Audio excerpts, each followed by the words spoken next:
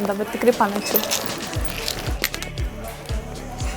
Kad ir kokio dydžio rankinė bebūtų, vis tiek joje niekada nieko nerandu. Dėl to labai nemėgstu daug daiktų ir labai mėgstu multifunkcinius produktus. Vienas iš tų produktų tai būtų skaistalai. Tai yra tobulas produktas ne tik apskritai kiekvienos moters kosmetinėje, rankinėje, bet ir tobulas tuo, kad jį galima panaudoti net 3 skirtingais būdais. Vienas būdas tai yra akių šešėliai.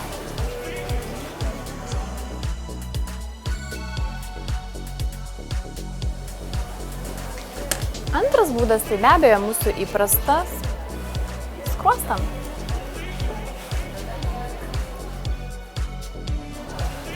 Ir trečias būdas tai yra mūsų lūpoms.